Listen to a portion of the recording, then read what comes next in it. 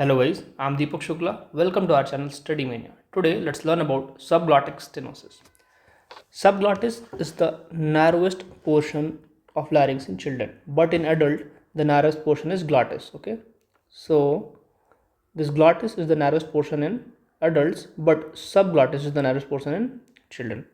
So if the diameter is more than 4 mm in neonates and 3 mm in premature units, it is normal. But if it is less than 4 mm and if it is less than 3 mm, it is considered abnormal. So this is the third leading congenital anomaly of larynx. Here biphasic stridor is present. Okay, biphasic stridor is present. Why is it so? Because of excessive thickening of cricoid cartilage that narrows down the subglottic region, and therefore there will be subglottic stenosis.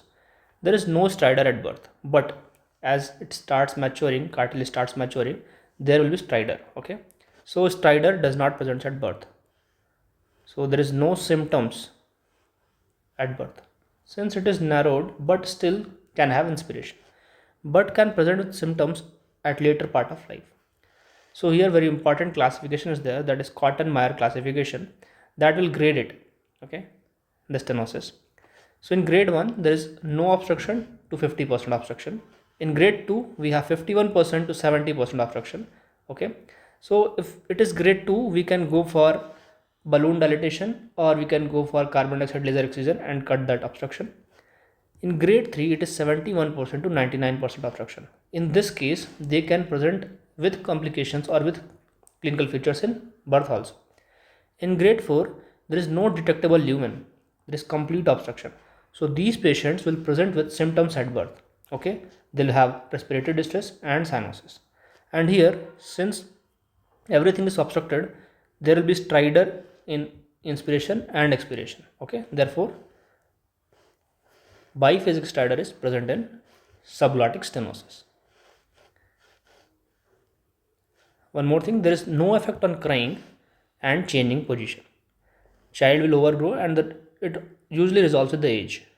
Diagnosis is based on laryngoscopy examination, and we can do CT bronchoscopy. So what is the treatment? Since it is stenosed, we can use balloon dilatation, that is usually in grade 2 and it is rarely done, or in higher grades we can go for resection of a stenotic segment. To avoid recurrence we can use mitomycin. Okay, we'll do the resection of the stenotic segment, and to avoid recurrence we can use mitomycin, because mitomycin is anti-proliferative agent and that does not allow recurrence. In grade 3 and grade 4 we have to go for tracheostomy.